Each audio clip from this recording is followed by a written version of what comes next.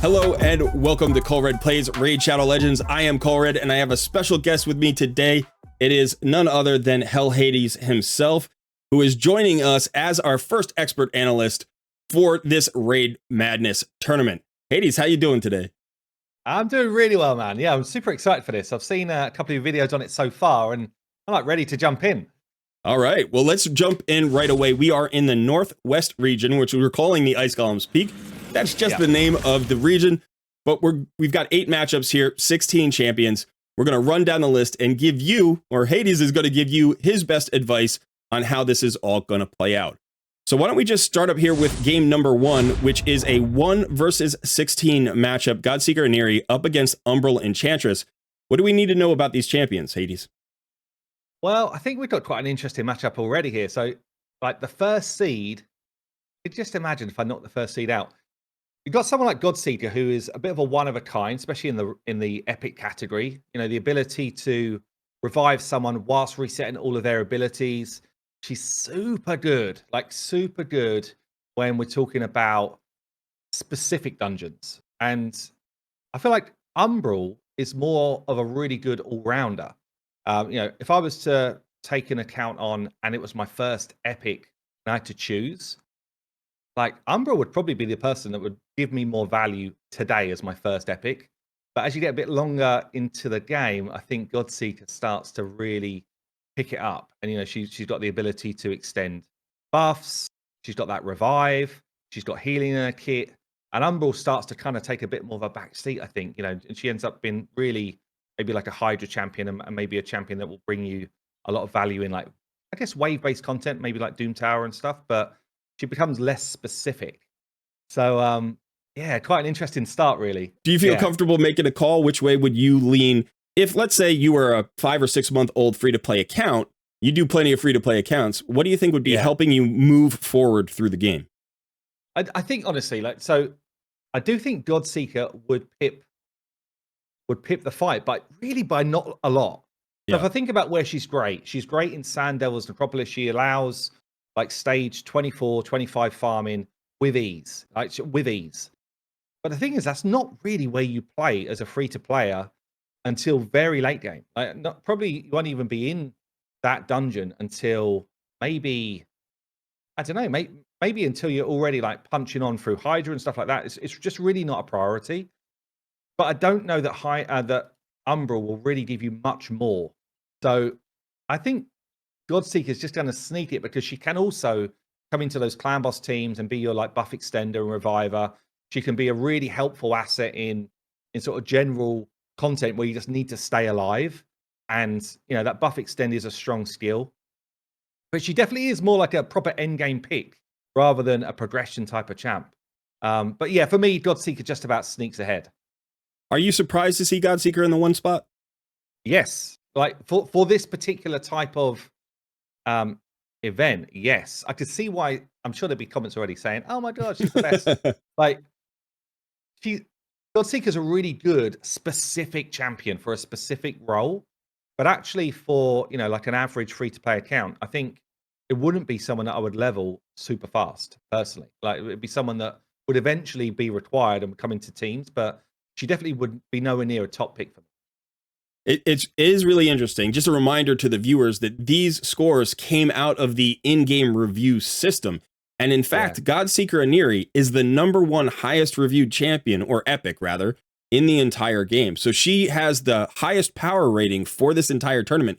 But like you, it does feel, like maybe that is, to some extent, maybe a matter of fame. She's so good at certain things that she's become so popular and well known. Whereas Umbral Enchantress maybe just doesn't get the name recognition, or I don't know, maybe that's what's happening. Interesting. Well, I think she gets through, but damn, I don't know how far she goes. We'll have to see what the whole bracket shakes out as. If she's not as strong a #1 as, you know, she appears here, then it may look very different once we get further into the later rounds. Okay, so why don't we move down to we'll take on the 2 seed now. We'll see what you think about the 2 seed here. So the #2 seed in this region is Farakin the Fat going up against the 15 seed Frenzy. What do you think about this matchup? Well, I like this matchup a lot. I think both actually really good epics here. So Farakin the Fat been around a lot longer, and I think he's so versatile. Like, if I'm thinking of an epic I want to pull early, Farakin the Fat is on the list. Like, he's bringing a ton. He gets you nice sort of clan boss utility with a load of debuffs that you want. His ally attack brings you a lot of damage in sort of general boss fights. He's nice for something like Fire Knight, where you're getting those multi hits coming in because of his ally attack as well. So I just think he's super versatile. Like, almost anywhere in the game, he's high value. I could just see him being used in a lot of content. Frenzy, honestly, am I surprised that he'd be in a top seed? Well, actually, I'm just reading through the kit again, so I can get it now. So an AoE provoke 100% if booked is huge for an epic. Like, that level of control is actually massive for an epic on wave-based content. And then being able to place burns and activate burns. Activating burns give you like that damage click straight away. I mean, feels kind of Hydra-centric to me. And you know, some of the, I guess, Doom Tower bosses would benefit. Doom Tower waves, that type of stuff. So actually, yeah, probably a better epic than I had in my head, honestly. But I don't think that I can put Frenzy ahead of Farakin the Fat. I think Farakin the Fat for me would still be, like, by some way, you know, up and above. One of the things about this rating system is some champions who've been in the game for a long time have 5,000 or 10,000 ratings, and other champions only have 150. So, you know, she has not yet stood the test of time. So I don't even know if she belongs in the top 64 or not. Maybe she does, maybe she doesn't. I think Frenzy's value over time may increase as more players play her and we find more solutions for her. Right now, maybe she's in the right spot, but I wouldn't be surprised if 6 months from now, if we did this again, she might be like a 10 seed.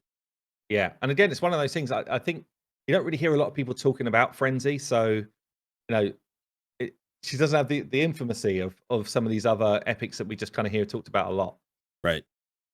Okay, so moving on to the next matchup, we've got the 3 seed who is up against the 14 seed. And this is a really interesting matchup to me because it's one of my favorite epic champions in Deacon Armstrong up against Skullcrusher, who's maybe ranked too low here at 14, really. I think this is going to be closer than I would like it to be. But what do you think? Deacon Armstrong up against Skullcrusher. How do you see this one shaking out? Well, firstly, I'm surprised that Deacon didn't come in as the number 1 seed. I'm really shocked that out of the names I'm seeing here, he is just not straight number 1 based on, you know, coming out of ratings. Yeah, if you've got your scores from ratings, I mean, so versatile.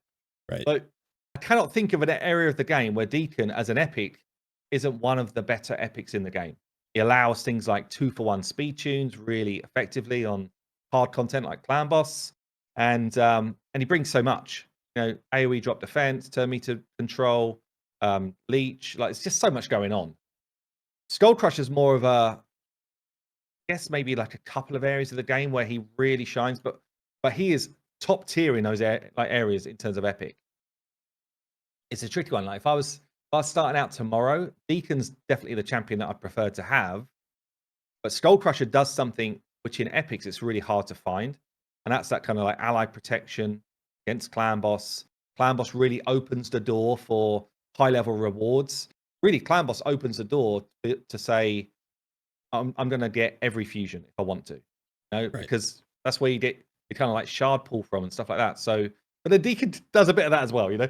But yeah, it's a tricky one. I mean, certainly, I don't think Skullcrusher should be down as low as 14. I can't really see past Deacon here. As you know, Deacon just brings too much. He's awesome in Arena. He's got the speed lead as well. He's awesome in Clan Boss. He's awesome in Doom Tower. Like, I can't really think of an area where I wouldn't be wanting Deacon on my lineup. Like you, I was a little bit surprised that he was a 3 seed. And he's the highest 3 seed in terms of power ranking, but he just got pipped into that spot. But I would say this, if I had to split the tie between these two, I love Deacon, so there's no tie for me, but if I were thinking about these as a fairly close fight, I would ask you if there was a new player promo code for Skullcrusher, would you pick that promo code over the Deacon promo code to start the game? Well, interesting. There's recently been one for Tayrel the Frog, who does the same job as Skullcrusher, does the same type of job, but I think he does it better. I think I'd rather have the Frog over Skullcrusher for that same job. He was to say to me, look, you've got a choice of either of these, but you will never pull another ally protector versus you will never pull another, turn meter controller.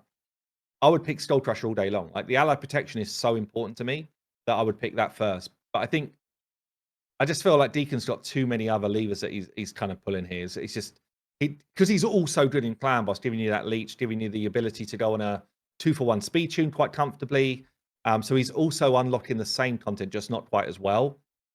But then he's so much better in everything else. Skullcrusher really doesn't offer that much outside of Clan Boss for me. Like, he's okay, but he's not bringing that same sort of punch. So yeah, it's a tricky one. I think I would still go with Deacon in a promo code if it was out of those two. Yeah. How about you, by the way, just out of interest? Like, if you had the choice of those as a promo code for the HH challenge this year, I chose Mordecai.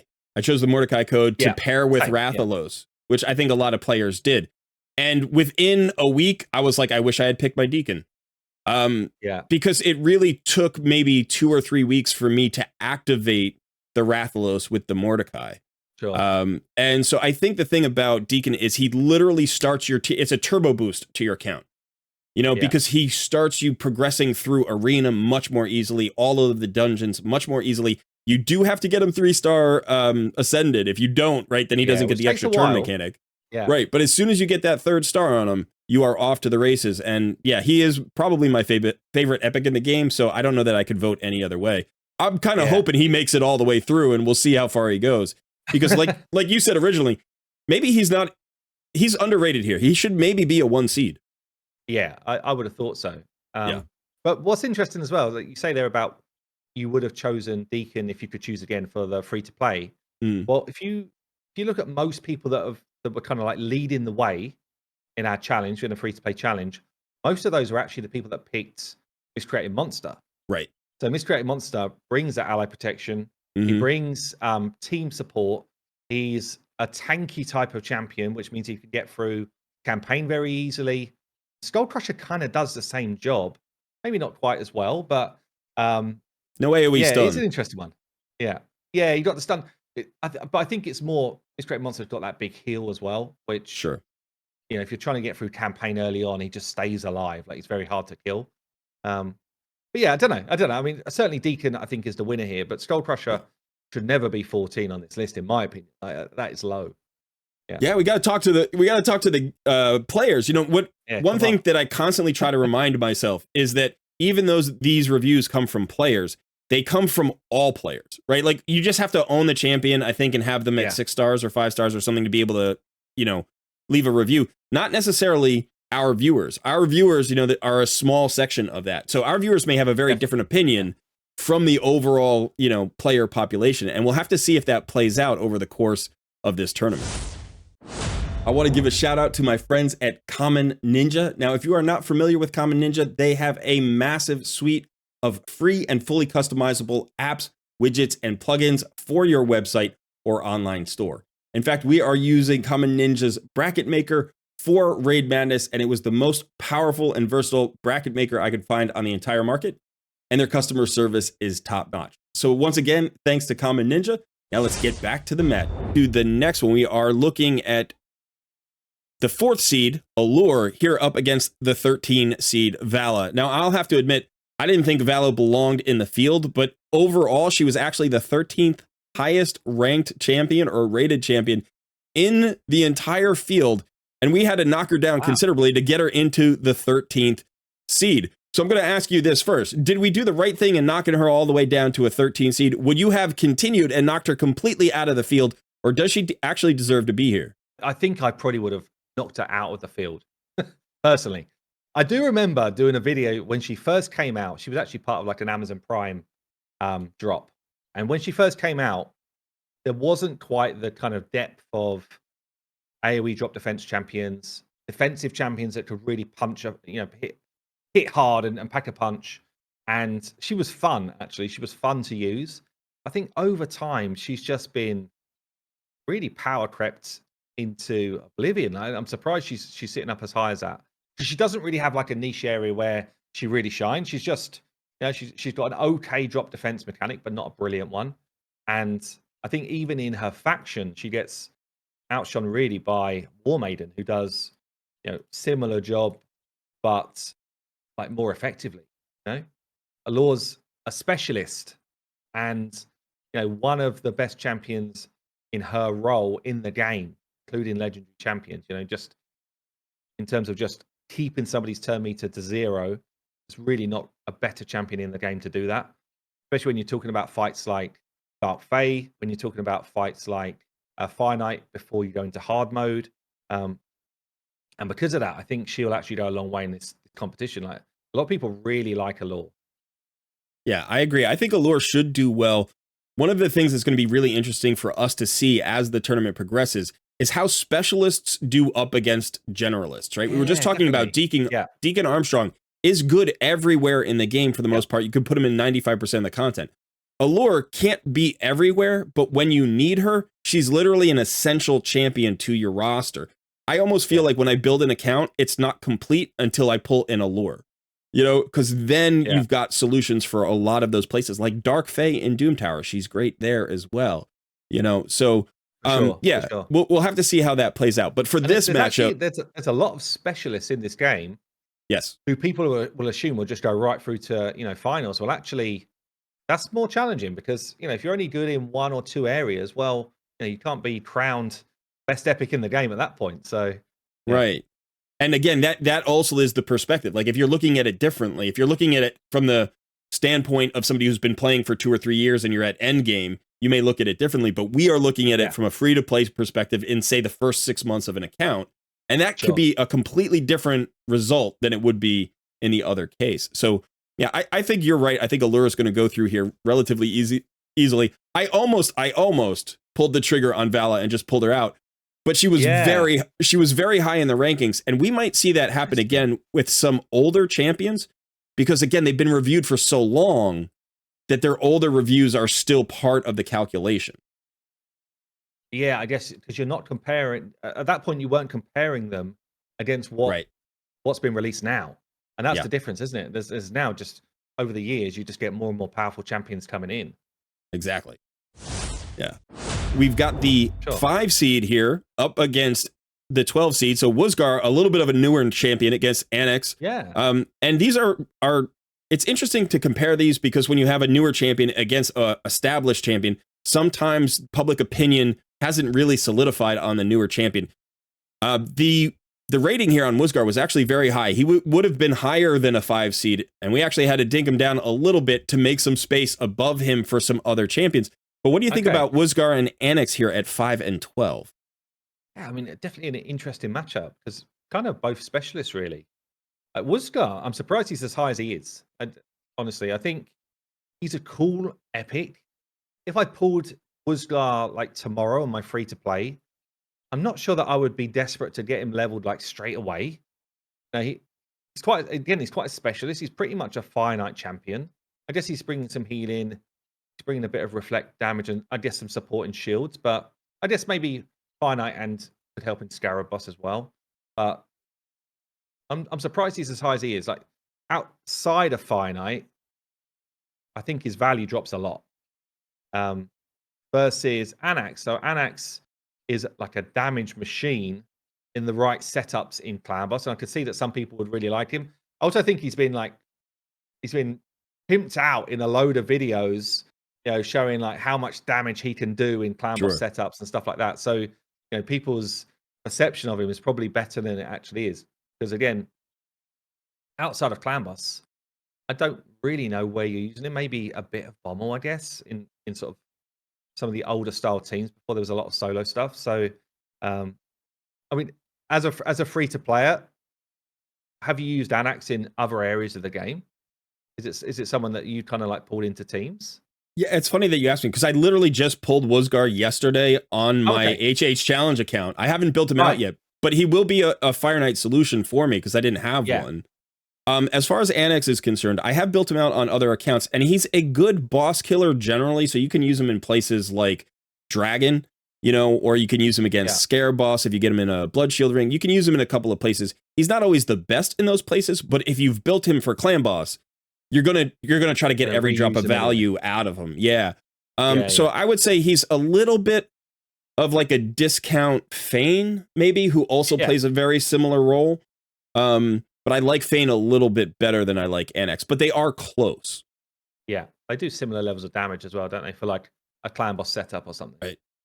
I think for me, the lower seed comes through here. I think Anax, with that damage potential, so many debuffs in his kit that he's actually going to be more of a boss killer for me.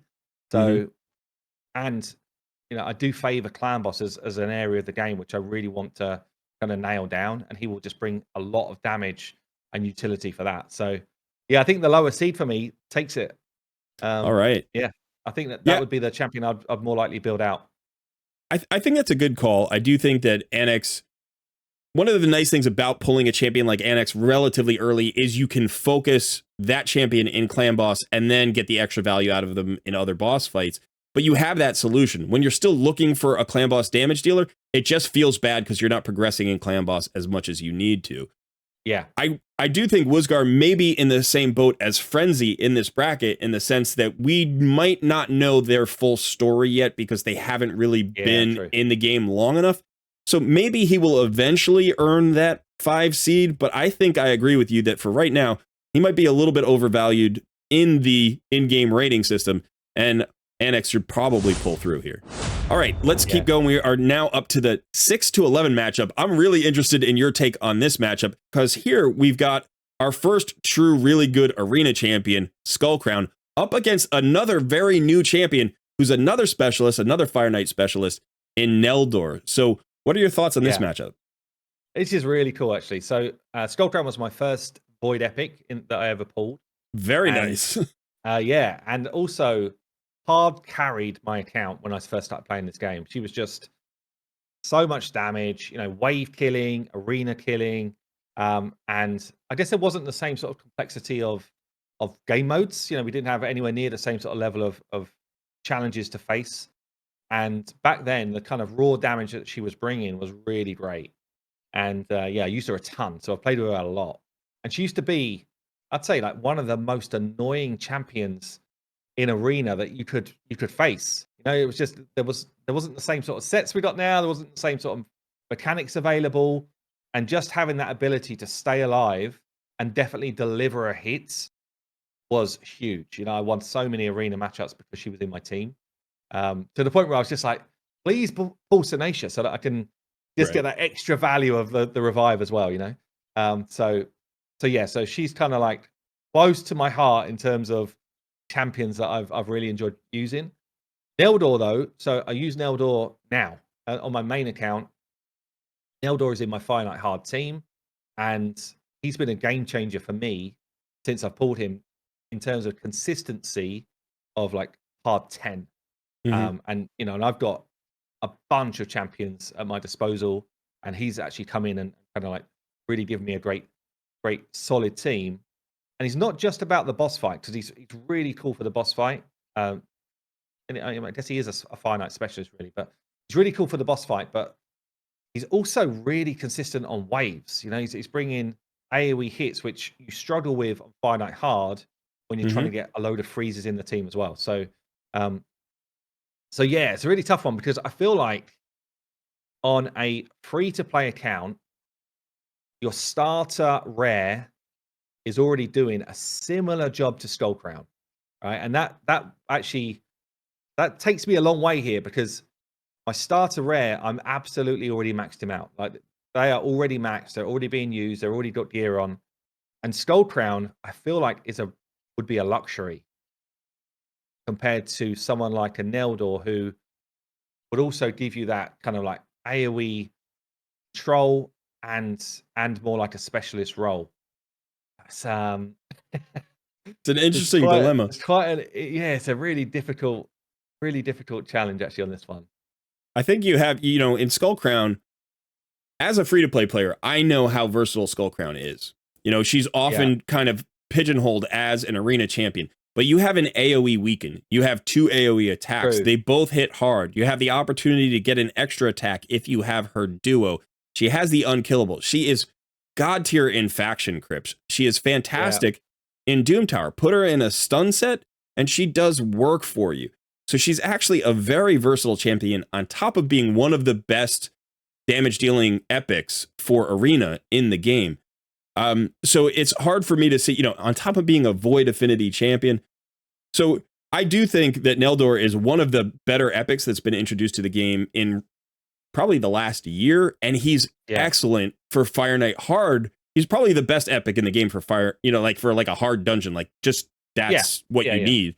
And so it's a really interesting matchup because I think you have versatility here versus like end game niche champion. But maybe you're right. Maybe there's more versatility to Nolor than I've realized, because I only got mine recently and I'm still building him out for Fire Knight hard. Yeah, so I mean, even in normal Fire Knight, so he's got a triple hitter A1, he's got a quad hit A2, so he's got 2 ways to really sort of slam through Fire Knight shield. He's also bringing in decrease attack, decrease accuracy. Decrease accuracy and the freeze is not as vital, but but also the AoE decrease speed. So that's true. AoE decrease speed is actually kind of massive. Like, I think people underestimate how strong that is as an ability. You know, just generally Hydra, wave content, anything which is massively slowing down your enemies is really valuable. It's a really tough one, actually. I think I'm swaying to Nolor on this one. Wow. Skullcrown is a massive hitter, and I do really like Skullcrown. I think Nolor just brings more to the table in terms of, you know, what you need. If it's raw damage that you need, Skullcrown's it. But outside of that, I think Nolor wins on everything. Decreased speed, decreased attack, decreased accuracy, freeze. Yeah, Nolor takes it for me. Oh, that's I'm fantastic. sure right now there'll be all these comments be like, HH, you've lost your mind. But I'm pretty, I feel like I'd rather have Nolor over Skullcrown. I think it's a really interesting call, and I don't necessarily disagree with you. I think both you and I have a soft spot for Skullcrown, and maybe we want to pick her because of that. But again, we have another kind of new to the game champion, and he's already really well regarded. But I think he's seated low here. I think he should have been higher than an 11 seed, and maybe Skullcrown is paying the price for just a really bad first round matchup. Because I kind of I kind of expected her to maybe get through to at least the second round, if not the third round. But we'll have to see if she could get past the first round. It might actually get easier as she goes. Yeah, no, I feel bad about that one, but it's you know, I think Nolor's too good. I think Nolor's too good. We are up to our 7 versus 10 matchup. Now, this is another interesting matchup. We do have 2 damage dealers here. They do different jobs. We've got Scank at 7 and Magnarr at 10. Kind of interesting places for them to land in the bracket. How do you match these two up? Yeah, this is an interesting one, actually. I think you've got Magnarr really is kind of like raw damage whilst having great survivability. And I remember doing this free-to-play series probably maybe 2 years ago now. And I got Magnarr, and he was just like super powerful for me. He was in every single team that I ran, and he was doing a lot of damage. He was my nuker in the arena. You know, he's also able to kind of utilize some of his debuff spreading in kind of non-arena content. And yeah, he was pretty solid, actually. But Scank here, it's really interesting as a champ. So you've got what, like AoE HP burn, which is an epic, is pretty rare to get. And when you start to think about some of the newer edition bosses that they've added to the game, HP burn really starts to kick in as some of your best forms of damage. You know, if you think about Spider hard, think about Ice Golem hard. If you think about a bunch of Doom Tower bosses as well, that HP burn's really strong. I think I go with the seeding here. I think Scank is just too good. When I think about how much he's bringing to the table with stuff like Hydra, and you know, the sort of sheer damage ceiling that you could get away with there, as a free to player, there's not many times that you're going to pull a champion that does his job as well as he does. And honestly, I think if people are disagreeing, which I'm sure people will, I think they would think differently if we weren't all given an RTAC this year. Because Mhm. RTAC has kind of like given us that feeling of, oh, everyone's got this HP burner that does the job. But they're fewer and further between if you're a free-to-play starting like today. And I think if you pulled one, it's huge. You know, it really gives you that progression in a lot of content. So especially Spider, which Spider's generally one of the hardest dungeons to start farming. But once you've got it farmed, it's one of the easiest dungeons to farm quick. So Right. yeah. So I think Scank just about kind of like comes through this one. Magnarr may be taking a bit of a back seat as well, where just sheer damage probably doesn't always do the job anymore in Arena. And perhaps people play Arena a bit less than they used to anyway. What's your thoughts here, just out of interest? Like, I think it's between the really two. interesting because you mentioned RTAC, and I agree with you that because I think RTAC's universal presence for several months lowered Skrank's value, but then Rathalos brought it back, right? True, because yeah, true. you have a Void Affinity AoE HP burner in the Epic faction. He's the only Void who does it, and there are only like 3 Epics who do it. So you want one of those champions, and Skrank is the best of them. So if you didn't take Mordecai with your starter code, let's say you took Deacon, you would love to pull Skrank, and you would find him incredibly valuable. And I do think he hits really hard. You can use him in a lot of places. And I do feel like you said, Magnarr's maybe fallen off a little bit in Arena. He's also Spirit Affinity, I believe. And so he will weak hit into like a lot of the starter champions who might be there in early Arena. Yeah, that's and true so as well, yeah. I think at the beginning of the account, like maybe a couple of months in, once you're already in Gold 3, Gold 4, then you can use him as a versatility like damage dealer in Arena. But I do think Skrank here is probably the better overall pick, especially with Rathalos in the game now. Yeah, no, it's good shout on the Rathalos like matchup as well, yeah. Moving on, we have the final matchup. I've been waiting for this matchup specifically for you because this is really interesting to me. This is a really interesting matchup. It's a 9 versus 8 matchup, which usually is a coin flip. We have one of the OG great champions in Tayrel, who, by the way, was like one of my very first epics I ever pulled and was a beast on my original account. And then we have Thylessia, who to this day, I've never pulled him on an account early enough to think I needed to build him. And every time I look at his kit, I think it's okay. But he's very highly rated. He's actually been knocked down to an 8 seed. He would be probably a 3 seed if we had not adjusted his rating. And I'm not sure why the game, the players in the game view him as such a powerhouse. Am I missing something on Thylessia? I mean, I was shocked that he was in this list, honestly. If I pulled him tomorrow on my free-to-play where I've been playing for 2 months, I don't think I would build him. I think the only time I've really utilized an Assel and found I got good value was when we were trying to come up with some ideas really to take down the Sand Devil. So we needed a sleep champion. We needed someone that could help keep us alive. And actually, Thanassel does a decent job of the sleep for an A1. But no, I don't understand this at all. Whereas Tayrel, I mean, Tayrel's the OG. You said it was one of the first ones you pulled. Yeah. For me, I didn't pull him for a long time. And I really, really wanted him for my Clan Boss team, like for a long time, because he was so valuable. I will say, though, like Tayrel is also, I mean, Thanassel, I think he's way out of his league. Like in terms of his rank here, he's way out of his league. Like people have gone crazy in game, and that must have been some sort of old ratings or something. I think Tayrel is also massively boosted by some of his old ratings here. So I still think he's great. I think he's a great epic champion, really good versatility, nice for Clan Boss. He's actually kind of good in some, certainly if you pull him early, some bosses as well, where you got that turn meter drop on the A3, 2-turn stun, which is very rare to have. He's a very good epic, but because he's now got that 4-turn cooldown on his drop defense, and there's a lot of epics which bring 3-turn cooldown, it drops his value by quite a lot.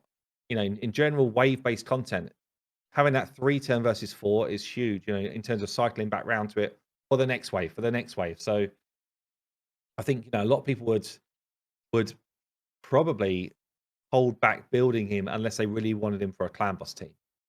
nowadays, or certainly they wouldn't build him as quick. I don't think he'd be rated as high as this if everyone reset the ratings and had to do it again. So, I mean, I think he breezes through this matchup. there's no doubt in my mind he breezes through the matchup. He's still strong. Yeah. I do remember, I don't know, mate, it must have been maybe 4 years ago that I did an epic tier list. I think Tayrel probably would have been my number one on that list. And nowadays, I think he'd struggle to get into like a top 25. So it shows how much the game's changed over that time, I think. Honestly, he might be the champion that led me to your channel. When I pulled him originally and I was doing research on him, and I was like, is this guy good? I think it was pretty much like you and Stu Gaming and Chosen or something who I was looking at. You know, and I think I remember the video you're referencing, or at least something around there about him being like your number one epic in the game at that point. And I got to say, back then when I built him, I did not regret it. He was absolutely fantastic. He carried me through all sorts of content. Yeah. But just as a fun thought exercise, okay, like maybe he's not a 9 seed anymore because he's been power crept. That 4-turn cooldown really is his Achilles heel. Yeah. Plarium is currently buffing champions a little bit again. If they were willing to buff him and just change his cooldown down to a 3-turn cooldown, what do you think happens in terms of his rating? Where do you think he would end up in the field then? Yeah, I mean, he flies back up. He does fly back up because people are underestimate how good the A3 is. Certainly, talking outside of Clan Boss here, but you know, a 50% turn meter drop is no joke. You know, that's a good drop when you're talking things like spider farming or anywhere where you can actually manipulate turn meter. 50% drop's still solid. So I think he flies back up. I don't think he would be like a top 5 epic or anything like that anymore. I think there's just too many. We talked about Deacon in this list, right? And the amount of things that Deacon brings versus Tayrel for the same job, really.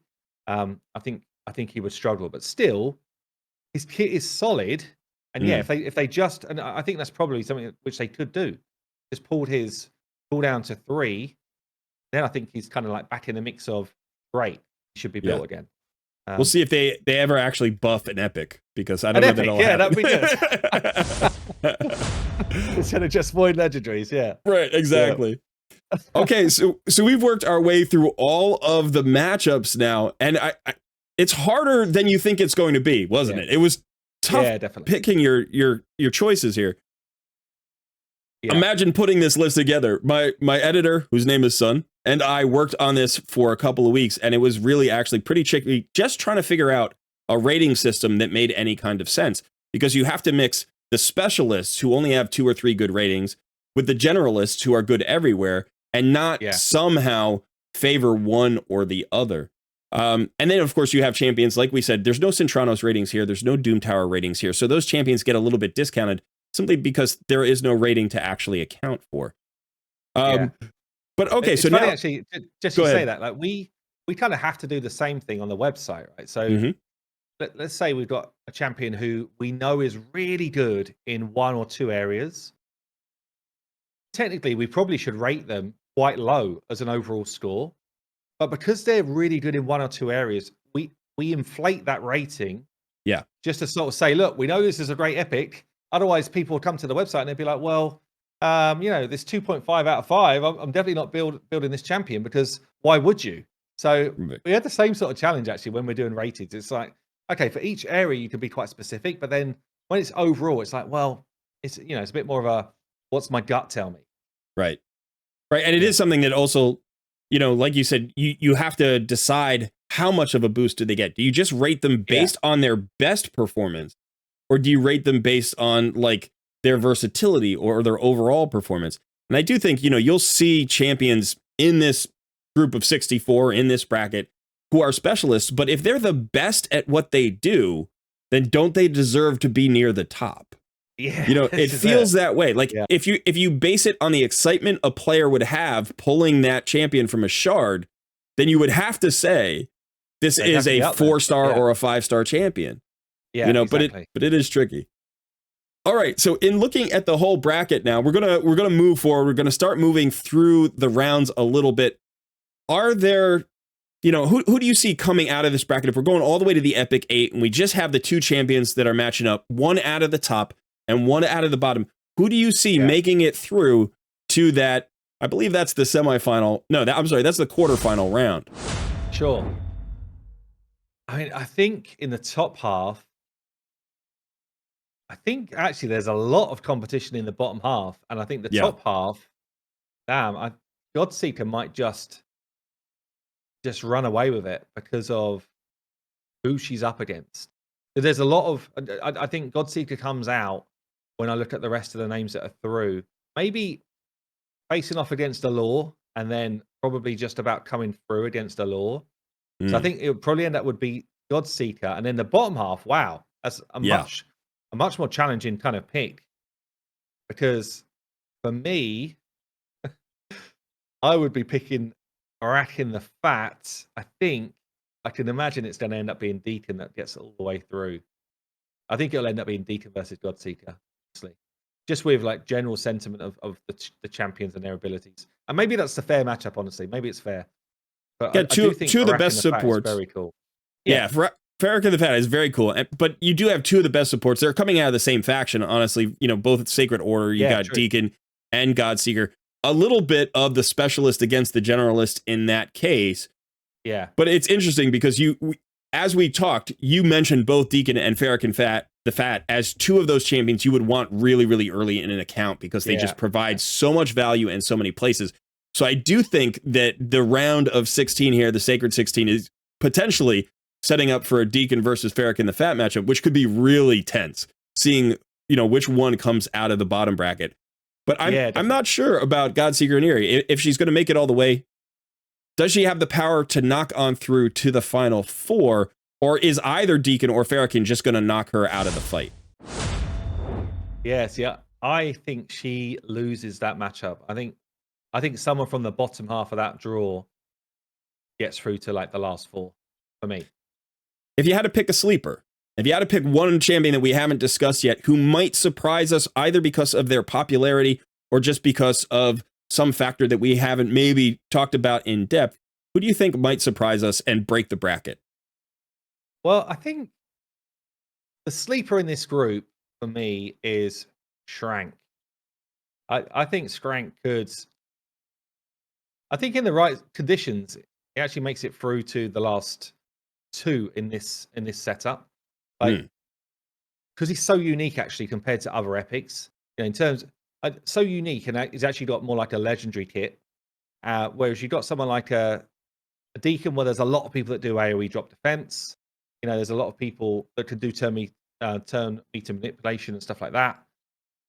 And there's not many epics that can do a job that Scank does. So I think he's probably the sleeper pick for me, but it's just up against names that people just know day in, day out. You know, the Fat Man and Deacon, people talk about all the time, and their popularity probably pulls them through. But I think he's actually got a lot of versatility, Scank. So I think that's a great sleeper pick. And as you said, he is unfortunately in the bottom half of the bracket, and that is where all the competition is going to be coming from. If he were in the top half of the bracket, he would almost walk into the round of 16 at least, you know? So I agree. I think his star might be on the rise a little bit. I'm certainly becoming more and more aware of his value. Even on my main account that is 2.5 years in, he's providing opportunities here. And I think he's going to help out in Cintranos as well. There's value there. I think he's an excellent pick. All right. Well, Hell Hades, thank you for walking us through the Northwest region, the Ice Golem's Peak. It's been a lot of fun. I've really enjoyed your insights. Yeah. And thank you for coming on the channel. I will put a link to Hell Hades' YouTube channel, his website. Go and check out his optimizer if you haven't already. Some of the very best tools in all of Raid Shadow Legends kind of world out here comes from this man and his group. So go check him out. All right, that is it for me today. Thank you to Hell Hades. You got anything to say about something you're doing, or you want to say something to the people before you leave? Well, I just want to say, like, awesome for you to pull this together, Conrad. It's cool to see people coming with like novel ideas, and I actually think this is like a really interesting like competition. So, you know, basically hats off to you and your guys for pulling this together.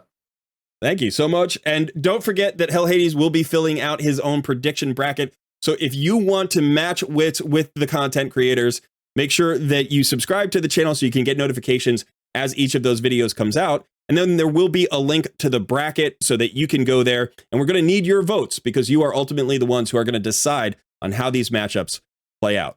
All right, that is it for me today. Thanks so much to my guest. I've been Colred, and I will see you in another video soon.